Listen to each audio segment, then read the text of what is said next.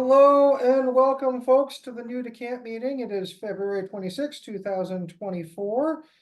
It is indeed Camp High Sierra's Diamond Jubilee 75th anniversary, and we are so glad that everyone here is going to be joining us this summer. And we are hosting this meeting so that anyone who is new to camp, whether they're a youth or an adult, can get a little bit more familiar with some of the intricacies of Camp High Sierra specifically. So we're going to move on to introductions. I'm Dylan Hendrickson. I'm the camping director. I work with the council and mainly work with Bruce. Hi, I'm Bruce. I'm the camp director, and we have Michael. Hi, my name is Michael Conover. I'm the program director. There's also Gavin. Hi guys, I'm Gavin. I'm the assistant program director, and then we have Josh. Hi guys, I'm Josh and I'm the head commissioner. There we go. You'll get to interact with everyone on the staff in some way, shape, and or form when you're coming up to camp. The first thing that you'll do is you'll see that road sign right there, off the side of Highway 108, and you can just turn down the road, and we get to some intricacies about camp. Where are we? The first and foremost thing is that we are located in the Sierra Nevada mountains, which means we are at 5,000 feet of elevation. When you're at elevation like that, you definitely need to drink more water, bring sunscreen, and make sure that you're protected against the sun. And there are some other fun things like mosquitoes, pine cones, and nature, oh my. So, of course, at our camp, there's going to be some elements that you need to be prepared for because you are camping, you are outdoors, and you are in tents. And we want to make sure that everyone is prepared for that and knows what to expect. Our campsites are located at elevation, so you do have to go up and down to get to your campsite. You don't have to travel 15 minutes on a flat road, but it may take you 15 minutes to get up to your campsite the first day when you're getting used to the elevation. All right, so I know this is a little of a bit of an eye chart, but this is just an overlay of our camp. You can see at the bottom, the blue thing, that is our lake where we do all of our aquatics. And the white mitt up at the top is the parking lot where you come into camp. The tents on the right are the red icons, or red squares with the white icons. Those are all of our campsites. And as Dylan mentioned, those are all uphill. So that road loops around from the top to the bottom, and the camps are all along that loop of the road.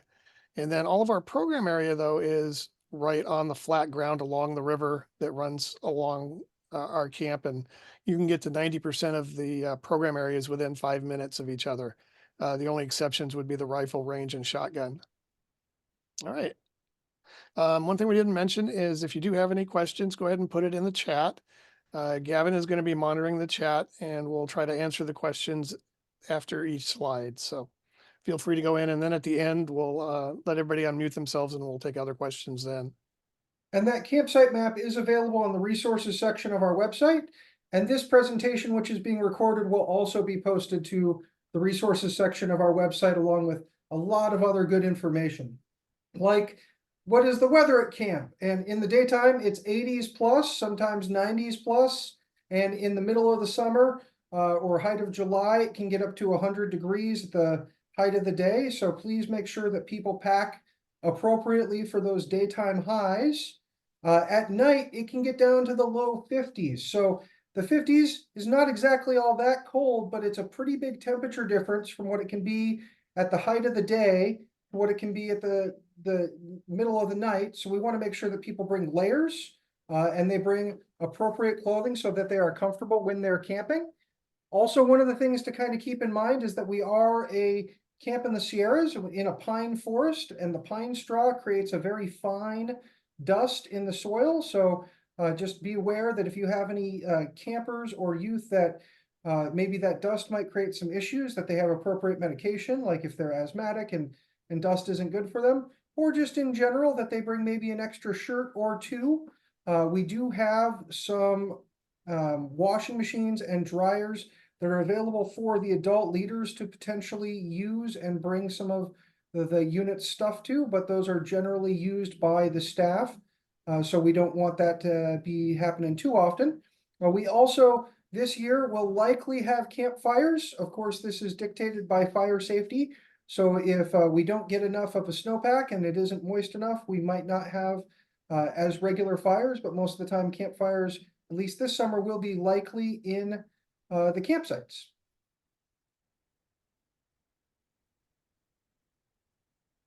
All right, so this is kind of an overview of our camp from above. The large building is our dining hall, and you can see the cars there to your right. We do not have a lot of parking, so one time that we do have issues is when people are coming in to drop off. We encourage you to carpool. Buses can get down to our camp. We have no problems with that at all. But if you are just dropping off, we do ask that you drop off and try to leave as soon as possible because there's just so many cars that we can fit into our camp. We will stop the troops at the top of the road off of 108 until we have all of your cars together, and we'll have you come down as one unit. That way you don't get separated, and it's easier from a logistics standpoint for us to kind of process the throughput through camp of how you're doing it. We do not allow any cars to go across the river. So you will be dropping off your gear into that big meadow, which is not very green in this picture, but it's right on top of the dining hall. And you'll leave all your gear there, and then it'll be carried up to your campsites from there. And I think that's all I had in that one. All right, so as everybody I'm sure is aware of that there are new regulations for scouting. Every adult that comes to camp must be a registered BSA member. If you're from a California troop, you need to have completed AB 506 and be fingerprinted. Now, this goes for people wanting to come in to visit, either to spend the night, like you want to come a night early, see the campfire when you're picking up your scouts on the way back. Everybody that's spending the night has to be registered. We cannot have anybody spending the night that is not a registered scout member. Everybody's going to need medical forms, Part A, B, and C. Part C, if you are a member of Kaiser, they have their own form. We do accept that. Just make sure that it does have current vital statistics, heart rate, blood pressure on that. Sometimes they do drop those off. If you're staying under 72 hours in camp, you only need Part A and B. In the Part A, B, and C, we require that you have your immunization record. We are an old lumber mill, so all types of old metal things come up through the ground. And the one thing that we will be looking at to make sure that everybody's tetanus shot is current. If you're older like myself and you can't remember when you got your tetanus, either up your tetanus or see if you can find any records that we do need a current date in there for tetanus. We do dietary restrictions. We have no problem with that. What you would do is contact myself 2 weeks before coming to camp, and we can go over any dietary restrictions. Let me tell you, if you've got something new, I'm going to give you an award because I think we've seen every type of dietary restriction known to man. So, but again, we take those very seriously. We want to make sure everybody is taken care of, and make sure that it's written down on your health form what your dietary restrictions are. And when you register your scout in Black Pug, there's a spot in there also to let us know about dietary restrictions. So we look at it like 3 different ways. Medical forms, we do offer a pre-screening of the medical forms. So one of the first things you'll do, and it'll be on a slide farther down, is go to the health lodge, and each scouter will present their medical form to our health lodge, and they'll review it. We can save a lot of time if those are sent or delivered to our council office 2 weeks beforehand. They'll review them and ship them up. So when you show up, your health forms will all be up there ready to go. If we find any things missing, we'll let you know before you get to camp. That way you don't have to try to get on our one phone line and call out to try to get immunization records for Johnny or Jane Scout and figure that out. The way we do prescriptions is if it is a prescription that needs to be refrigerated or a controlled substance, we'll gladly take care of that in the health lodge. But all other prescriptions, we give you a locked medical box that you have in your own campsite. And just like a regular camp out for your unit, you will be dispensing your own medicines there. We prefer that all the prescriptions are in their original bottles. So if there's any questions, we have a log and we can see, what you've prescribed to your kids. Gavin, do we have any questions so far?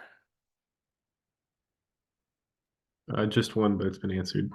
Okay, great. So this is a typical Sunday. So when you arrive, you're going to show up about 1 p.m. on Sunday, staging all of your cars at the top of the road until everyone gets there and it's time to come down.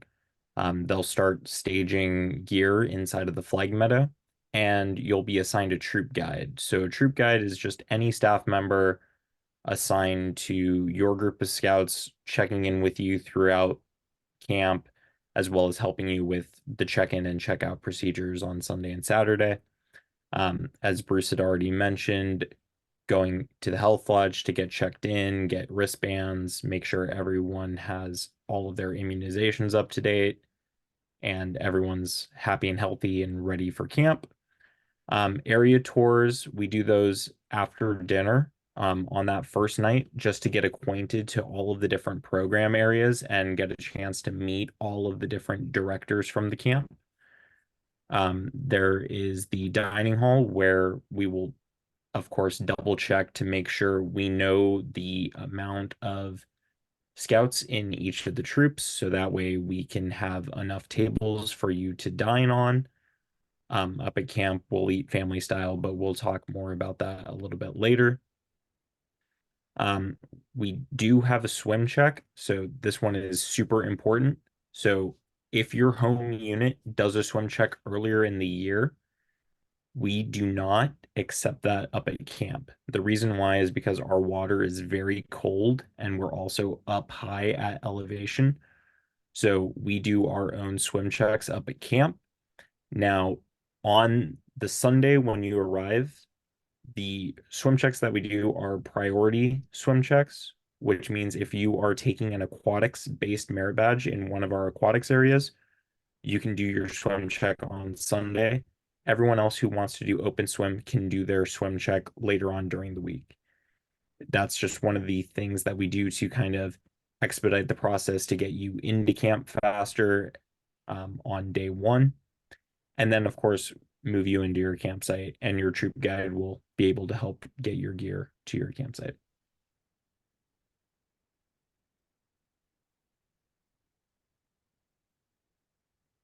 All right, so we do have Wi-Fi available for the adults. It is satellite, so it is like sucking Wi-Fi through a straw, as we say, but we give you coupons that are good for an amount of data. After you've used up that amount of data, you can buy more, but that's kind of our way of keeping track of how much we have, and we only have so much per month that we can have. But that is available. We also have phones in the office, so if you need to use a phone, you're more than welcome to come into the office. For adults only. For scouts, if they want to use the phone, they need to have an adult with them. We have two shower houses, one at the north end and one at the south end of our camping areas. Each of them consists of individual stalls, so there's no male, female, everything's just individual. We have a trading post for snacks, souvenirs, memorabilia. As Dylan mentioned earlier, we do have washing machines available for emergency use, but hopefully you won't need them during the week. We do have a health officer that's on duty 24/7. So if there's anything that comes up, they live up there and can take care of anything that comes up. And most important, we do have coffee 24 hours a day too. We also have charging stations by our trading posts. This way, if you have like a CPAP machine, since we do not have electricity in our campsites, you can bring your battery down, check out a key to these cubbies, and you can either charge a CPAP, your phone, whatever you'd like, and you can just keep the key for the week and then return it at the end of the week. We also have adult education programs, OLS and Scoutmasters specifics, which we'll talk about a little more or less. And one thing I don't see on this list is just to let you know, we do not supply cots, but we do have a couple cots that can be rented for the week. if somebody forgets something, but we do have wood platform canvas tents like we're in the pictures as we started this program. All right, anything, Gavin? Yeah, there are a few questions in the chat. I'm not Okay. sure the answers to some of them. So, All right, is there anything we should address now? there's a question on the early check-in option on Saturday. Yeah, And so you can check in on Saturday. There is a fee associated with coming on Saturday. You need to remember that this is staff's time off during that time, so you can come in. You can use the barbecue pit in the family camping area to do your cooking for food, but you will not have access to the dining hall or any of the other facilities.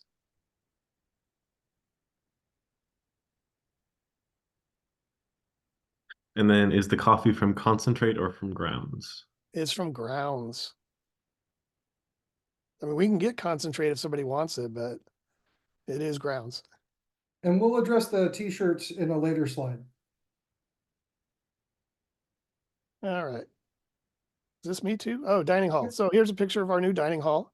The picture you saw earlier with the stars and it kind of looked like a fake painting. That's actually a real picture also. But this is a dining hall that we opened, I think, 2019, 2018. Let's go to the next slide.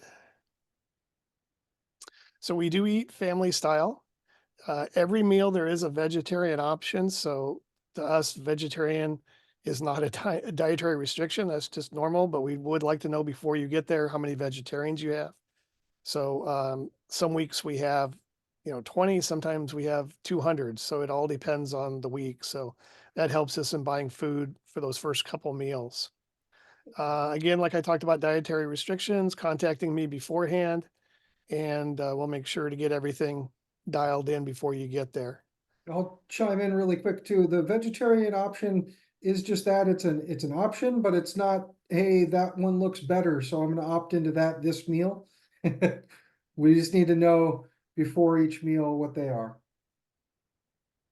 And as Michael said, when you do your check-ins on Sunday, you go through the dining hall, and as well as letting the head steward know how many people are there in your troop that actually showed up, because sometimes that's different from the number that you signed up for. We'll assign tables, but that's another spot where we check dietary restrictions to, again, make sure that we have that covered. We do eat both. There's an inside and an outside to the dining hall, and we eat in both places. And then the staff will be eating with your troops also. Any other questions, Gavin? Just a question about bringing tents to sleep in. Yeah, so tents are definitely fine to bring them to sleep in. There is limited flat space in some of the campsites, so depending on what campsite you're in. I know my troop camps in Arapahoe, and there's not a whole lot of places to pitch a tent. We do have some troops that like to pitch tents inside the canvas tents themselves. I guess that's for the mosquitoes, and you're more than welcome to do that. The mosquitoes are kind of hit and miss depending on the year. I've been there 10 years now as the camp director, and I can't figure out what brings on the mosquitoes and not. You would have thought last year with being such a wet winter, we'd have so many mosquitoes. We hardly had any. So, all right. All right, so I'll talk about the campsites that you'll be staying in while you're up here. This is what Bruce was just talking about, the pictures of Arapahoe campsite. So each campsite, there are canvas tents set up on wood platforms. We don't provide sleeping materials, so it's best to have you and your scouts bring sleeping pads and sleeping bags. So you're not on the wood. Every campsite will have 2 flush toilets. They'll have a hand washing station, water fountain, and hose. So you can do your business there. There's a flagpole and a flag, so you can do your flag ceremonies. And then a picnic table with a fly that'll keep the sun off, or if there's rain. And the campfire ring that you can use every night. I believe we are planning to allow fires this year, so that should be fine. Yeah, fires are definitely dependent on CAL FIRE. We don't dictate that as much as they do. It can be from no fires to no nothing, except for, electric lanterns and stuff. So it all depends on what the weather's like and what CAL FIRE dictates to us. So, and then every campsite will have a patrol box. That's where you'll put your flags and your stuff like toilet paper and soap, Yolno cakes, and the feminine hygiene supplies. Those will all be supplied by the camp, and you can easily get a refill if you just talk to a staff member if you need more. A bulletin board with blank fire chart and duty roster. So that's where you can you'll be in charge of maintaining your campsite while you're there. So you can just put up who of your scouts is in charge of what, and then make sure that your campsite is clean and a nice place to live, and then you can get more points towards winning the campwide games. There is no electricity in the campsites. We have electricity in the dining hall, although not the best to use that often. But they're charging lockboxes for leaders outside of the trading post. We have a leaders grotto near there that you can use. And again, no provided cots for adults or youth, but we can rent a few. And then we do not allow food in campsites and no bear boxes. We will help you store them in our dining hall, and you can have access to it whenever you want. But we just because there are bears in the area, we don't want to have food in the campsites. And yes, you can bring sleeping cots with you. That's actually recommended. Oh, this one's also me. So a few things that are cool that we do at Camp High Sierra is one of the things is our open program. We started this last year and it's been really, really popular. The idea of open program is that it's not a merit badge that you sign up for. It's just we'll have a few options every day. And then if you just think it's cool, you can show up and do it for some amount of time. One cool thing we do is the local Miwok Indians, they come by and they give a presentation on their culture, their heritage, stuff like that. It's a really cool presentation. Tie-dye shirts was really, really popular last year. You can purchase a shirt and then have it tie-dyed and then pick it up later in the week. We do a patch trading festival that's very popular in like national camps and all that. So we're bringing it here. And then Navajo fry bread, which it actually tastes really, really good and takes a really short amount of time to cook. So it's really good. We have a Foxfire program, which is our blacksmith area. We're kind of unique in the way that we have this. So that's where we offer the metalwork merit badge and stuff like that. It's a really cool program. And then we kind of set it up like it's an 1800s theme. The staff wears their uniforms are like that from that time period. And then one of the cool things you can do there is you can forge a musket ball in our forge, and then later on you can shoot it at the black powder range that afternoon. So we want the adults to have a good time as well. We know you're sacrificing a lot to be here, so we want to make sure that you enjoy it as well. So the open program stuff like archery and shooting, you are welcome to participate in that as well. We also have some adult-specific programs that I'll talk about a little bit later, but a lot of stuff like that you can do. And then we have sometimes adults only, such as a Scoutmaster Forge and Scoutmaster Shoot at different times for different areas. So now we're going to transition a little bit into our saga of High Sierra. My bad. So go ahead and change it to the next slide. So this is our camp service organization. We don't require service projects like a required staple in our camp, but each of these ranks that we go through, some of them do have service project opportunities, whether they vary from 1 hour to 4 hours, whether it's a conservation project all the way up to a legend scale project. And of course, I can describe that a little bit later if anyone has a big question on it.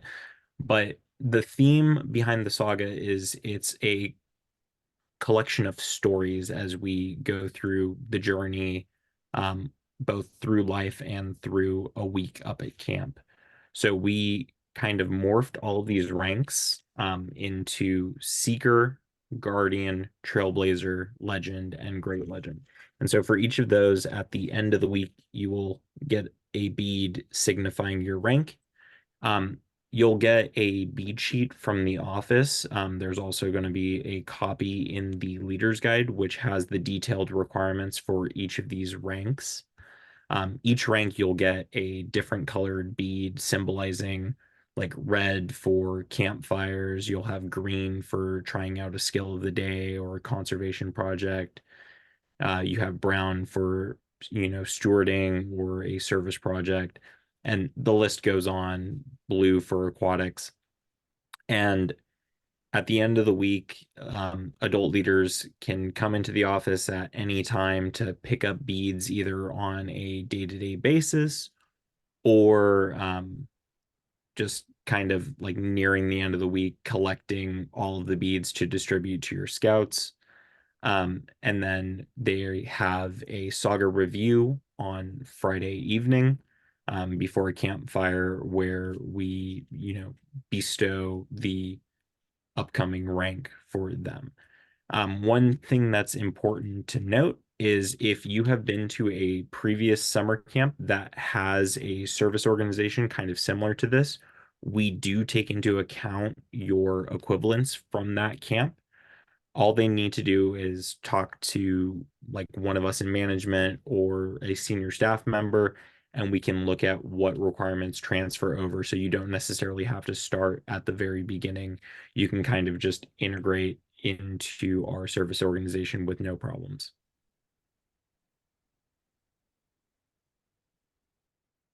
All right, so this is kind of what the day will look like at the end of the week.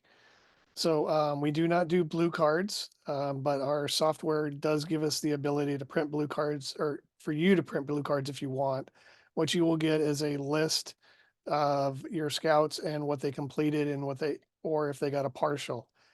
This is uploadable into Scoutbook, so you can transfer that electronically. You don't have to have your advancement chair do that. We're going with a new system this year, so hopefully we might even have midweek check-ins so you can look on a list to see how your scouts during the middle of the week. Let's see. Also, at the end of camp, if you do want to come back the next year, we do offer a special discounted rate to anybody that signs up in camp, and you can save, it's about 10% per scout for the following year. And then on Saturday, after breakfast, you'll have your gear, start bringing it down to that flag meadow where you dropped it off earlier in the week. You'll have your troop guide meet up with you. You'll have a commissioner that you've seen during the week will come up and make sure everything's cleaned up in your campsite. There's no damage and everything's ready to go. And you'll be able to check out a camp as long as you go to the health lodge and pick up those health forms too, because we don't save them. We can transfer them back down to the council if you let us know, otherwise we just destroy them. On the health forms, it might be better to make copies. It's up to you. I've found that it's just easier sometimes to have extra copies. This one's me too. So we do have 2 leaders meetings coming up. We'll get into much more details. Some of the questions were asked in the chat. We'll get into the merit badges themselves, the merit badge programs, what we do for evening program. This meeting that we're having tonight, we found a couple of years ago, we were getting a lot of questions from troops that didn't realize, since we're a high Sierra campsite, that there's mountains involved or other things. So we thought we would have this just kind of go over the basics of camp and let you guys find out about that. And then go into more details in these 2 leaders meetings. So March 21st and April 15th. There'll be a leader's guide. Actually, it'll be released mid-March. That needs to get fixed. And merit badge signups will be in in May. And there's also the resource page on the Camp High Sierra resource that will answer a lot of these questions and have like the video of this meeting tonight. If you're in the area and would like to see our camp, we do have a ranger that lives on site year round. Just let us know and we can make arrangements for you to come by and check things out. We had a couple troops that did that last year and it helped them to have a much more wonderful time when they got there.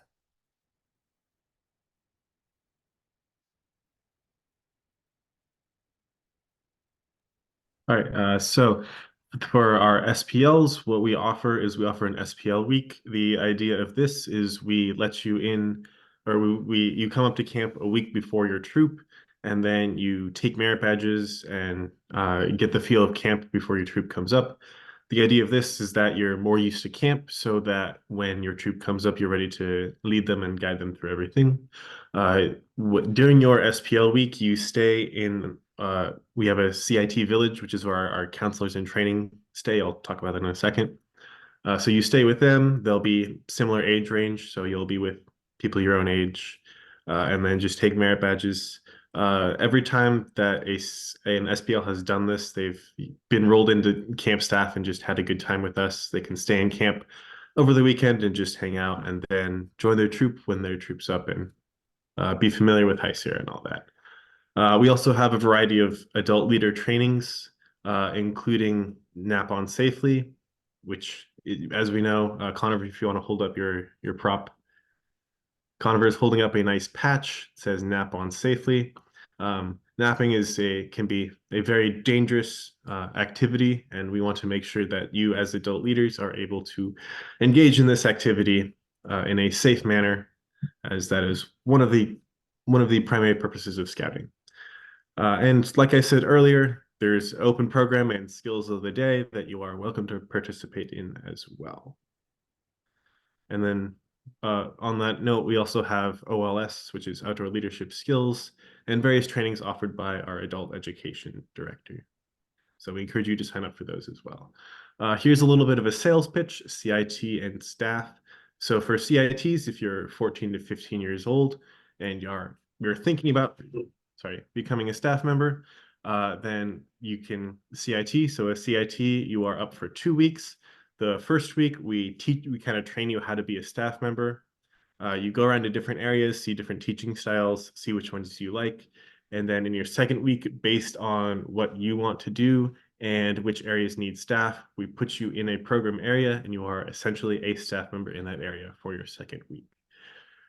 It's a great way to figure out if, like, you get a feel for camp and you're like, oh, I want to do more of this, and then you can apply for full-time staff. And yeah. For you, probably, if anyone wants to apply, any scout wants to apply, probably not for this summer, although we might be able to squeeze you in, but definitely for next summer. And then for full-time staff, our staff is National Camp School trained and certified, and a bunch of amazing, wacky, talented folks, which you will experience firsthand over the summer during your week here. And they're welcome to apply for the 2025 season, and in rare cases for the remainder of the 2024 season. So it's a lot of fun, in my unbiased opinion, and you should definitely encourage all your scouts to apply, and we would love to have.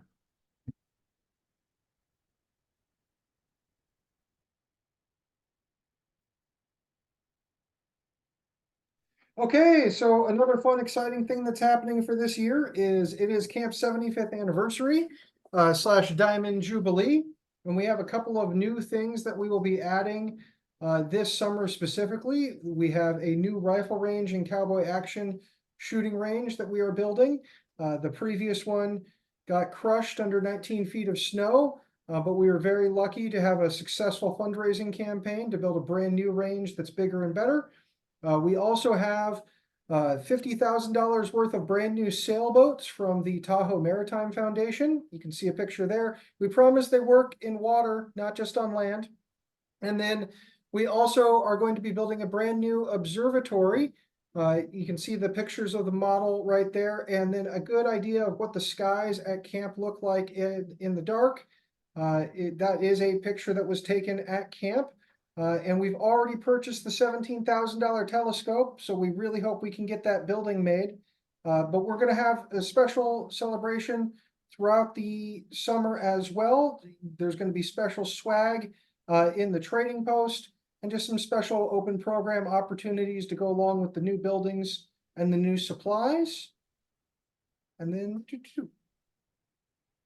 All right. So if you are around, we do have what we call Adopt a Campsite, which is Memorial Day weekend. And as I mentioned earlier, I'm also a Scoutmaster, and I found this is a good function to bring my new scouts and new parents up to High Sierra for the weekend. They get to see what camp's like. It doesn't seem to be quite as scary when they show up.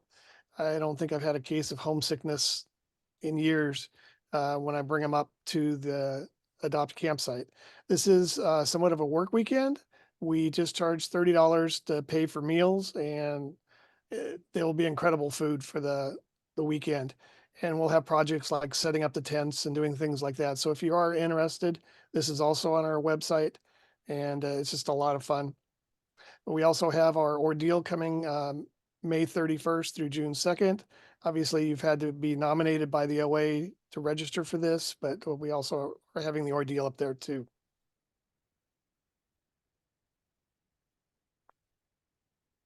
T-shirt pre-orders. So we are debating between these two current designs and probably a couple of tweaks like Become a Legend instead of Look Up at Camp High Sierra. But the order deadline will be May 20th. There will be an order through a form link, so we're going to send that out to all of the units. They will be available at camp during the check-in process. So that first day when you get there, we're going to check you in through the office, and we will be giving you the t-shirts if you pre-ordered them at that time. The base price for the t-shirt right now is right around $20. And these do have the troop numbers printed on the sleeve. If you feel strongly versus one of these two designs, go ahead and let me know in chat so we can help incorporate that into the decision-making process. Right now, a lot of the camp management team is leaning towards one of these two designs, but we want to make sure to get customer input as well. And this, of course, leads us to the best part of tonight's presentation, questions. So if you have any questions that haven't been answered in the chat, please feel free to unmute yourself and ask them. And yeah, go ahead and just let us know. You can also type it into chat and we can respond in, verbally also. We got a lot of votes for the one that the camp management team likes so far. We're going to try to make the white of that glow in the dark just to be Yeah. even. We're hoping we can make it glow in the dark. It fits the theme of the brand new observatory as well. So we're probably going to end up going with that one. Ooh, it's definitely winning. Okay, questions? Any questions that folks have that'll be good for the whole group, or even if it's just really specific to your unit? Mountain biking program. Someone want to take that? Sure, we do have a mountain biking program in our excursions area. We do daily bikes and hikes in the afternoon. We have bikes for everybody, all sizes, and helmets and everything. So you just come during your free time in the afternoon. That's one of the things in open program that you can do, and bike around camp. The new to camp meeting, the next one that we're going to have is going to be the exact same meeting. We'll probably get some different questions, and that's why we'll end up posting both of them to the resources section of the website. But no, that's not required. This meeting itself wasn't required. We just wanted to make sure that, we onboard all the folks who haven't been to camp or haven't been to camp in 10, 20 years. We answer any questions that folks may have. Right now, the emailing list is really just the top 2 representatives for the troop that filled out the reservation form. If you really want to get added to that list, it's more me keeping track of your email than anything else. So if you can email me at Dylan, I'll put it in the chat here, dylan.hendrickson@scouting.org.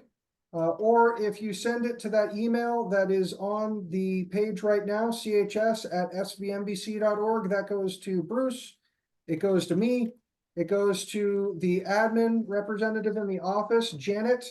It also goes to my boss and my boss's boss. Pros and cons. Do you mind if I snag this one, Bruce? Go ahead. Okay, so there are some pretty big cons to having each scout do it, as we found out in the past, but we wanted to make sure that we have that option, which is one of the reasons that we moved to our new system of Black Pug. Basically, the cons for both of them are people get left out or get left off, and people who need priority don't get what they need in your troop. So if one representative from your troop is putting in all of the merit badge registration, it means they can prioritize the youth who need specific merit badges because they may be aging out, or they're at thresholds, or they need specific Eagle required badges, and that would help them out. If you split it apart to all of the parents, and let each scout do it on their own, there's a pretty big worry or con that an individual family misses the registration night and forgets. And then there's nothing we can do about it if there's no badges left that they're looking for. We try to do our best to provide as many badges as possible. There are more badges each session than there are youth in camp at a given time, but that doesn't mean that all of the youth will slot into the various different badges that are available. Last year, for example, we had 1 week where there were 50 people all wanting to take the camping merit badge, even though it's a partial up at camp. In previous years, we hadn't even filled up the class. And so we did, of course, what we could, and we tapped a couple of resources to open up and have brand new sessions of the camping merit badge that week. But it certainly is not something that can be predicted or makes it easy. And so I think that there are pros and cons of each type of registration. But we certainly have found in the past that routing it through one person or 2 or 3 people for the whole group works a little bit better. But if you've got a smaller unit where you can keep track of all the parents who are registering, might be easier for you. If you've got a big unit and you trust all your parents to go in and do the right registration and to not be upset about if they're late, then trusting them would be good as well. Yeah, the nice feature about Black Pug now is you can have as many people in your troop. So if you want to have yourself and the assistant scoutmasters do the logging in and you can prioritize things, this version of software we're using now works, where in previous years, you could only literally have one person log in for your whole troop, and it didn't matter if you had 10 people or 100 people. Yeah, so we just want you to pick whichever version is going to work the best for your group. That's what we're interested in. I'll just jump onto the bike question as well. Yes, the bikes are available for checkout. Ooh, Michael got it. But yeah, during there's open bike and open hike during open program in the afternoon, and you can go on biking with the folks, and then also the bikes can be checked out. We've got a good amount of bikes, and of course, scouts are welcome to bring their own as well. So if you want to bring your own mountain bike to camp, you can indeed do that. A lot of the times you can bring your own gear to camp. I'm not 100% sure, but I'm pretty sure we don't want you bringing your own firearms to camp. But Actually, we can do that. If you do bring your own firearms, the first thing you would do is come to the office and we would get our shooting sports director to lock up whatever you brought into camp. And same with, and we have no responsibility for what happens to it. We will obviously keep everything locked up and safe, but I'm thinking more of the bicycles. We can put them in our excursions area, but we really don't have a good way to lock them up. So bring a lock or something for your bike if you do bring it. Yeah, Josh is right. We've got about 20 to 30 bikes, depending on their state of repair at any given time, in terms of how the scouts treat them. We just bought some new bikes again this year to add to our collection. Yep, and we bought a couple of small bikes for the smaller scouts too. Typing. I think Wesley's asking the question. You'll know far beforehand, probably a month beforehand, on what the fire conditions are looking like for the summer. And there'll be a general pattern of what CAL FIRE is doing up there. And we'll be able to tell you pretty early on whether or not we expect fires or not. Most likely that, like we were saying, most likely there will be few fire restrictions, but we'll make sure to let you know as soon as we know. And you do not need to bring firewood. Fire abatement is an active, ongoing process at High Sierra. So please use the duff and the debris that is around camp and help us make campfire safe by burning up some of the individual wood that's been downed on the forest floor.